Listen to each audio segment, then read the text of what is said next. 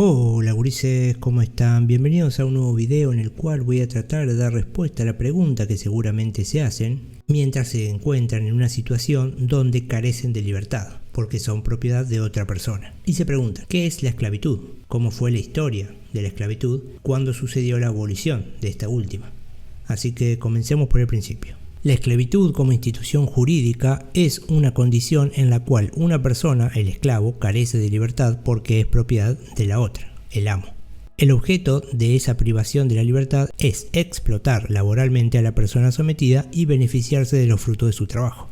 El esclavo carece de todo tipo de derechos y tiene todas las obligaciones, ya que debe hacer todo lo que le ordene su amo. La condición a la que está sometido un esclavo suele ser en perpetuidad, por lo que solo se extingue con la muerte del esclavo, la fuga o con la manumisión, es decir, su liberación por voluntad del amo.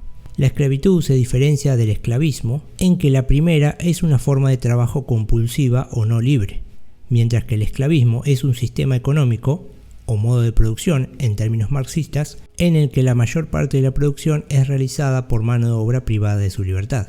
Esta mano de obra, la del esclavo, es considerada en sí misma un medio de producción. Ahora pasemos a hablar un poco de la historia de la esclavitud, la cual se remonta a la Edad Antigua, aunque no existió en todas las civilizaciones de esa época de la historia del mundo mediterráneo. Se cree que su origen histórico proviene de la práctica de transformar en mano de obra compulsiva a los prisioneros de guerra, en lugar de ejecutarlos. Otras vías de acceso a la esclavitud fueron las condiciones de nacimiento, la compraventa y el apremio individual o esclavitud por deudas, situación en la que se veía sometido un individuo cuando no podía pagar lo que debía a su acreedor.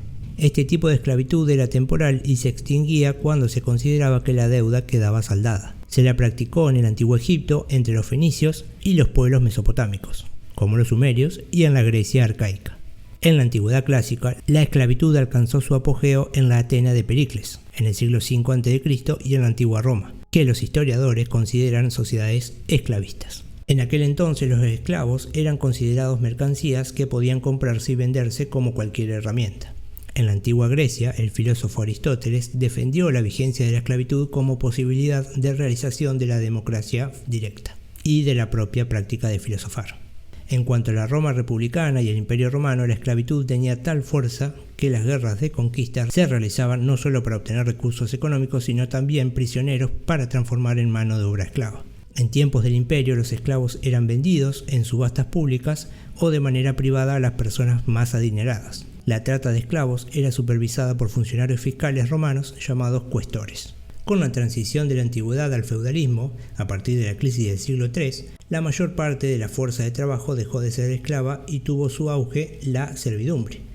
Sin embargo, la esclavitud no desapareció y se mantuvo como una condición social más o menos marginal en Europa occidental durante toda la Edad Media. En cambio, floreció en los califatos islámicos a partir del siglo IX. La esclavitud recrudeció durante la Edad Moderna luego de la conquista de América por los europeos y la drástica reducción demográfica de los indígenas americanos. Alcanzó su apogeo entre 1600 y 1800 cuando más de 10 millones de africanos fueron vendidos como esclavos a plantadores, hacendados y estancieros americanos. Los países europeos líderes en el tráfico de esclavos fueron Portugal, Holanda, Inglaterra y Francia. Los traficantes de esclavos o negreros de esos países efectuaban el llamado comercio triangular. Cargaban textiles, tijeras, whisky y armas de fuego en Europa, los cambiaban por esclavos y marfil en África y vendían luego los esclavos en América, de donde regresaban a Europa con materia prima, cacao, azúcar o maderas tropicales, y minerales, oro y plata. Aproximadamente el 50% de las personas esclavizadas moría durante las travesías de África a América. Ahora pasemos a hablar de la abolición de la esclavitud. El movimiento antiesclavista se desarrolló desde finales del siglo XVIII como consecuencia de dos razones combinadas: la extensión de las nuevas ideas propagadas por la Ilustración y la Revolución Francesa, libertad, igualdad y fraternidad, y la expansión de la Revolución Industrial, que requirió de mano de obra libre para manejar las nuevas maquinarias.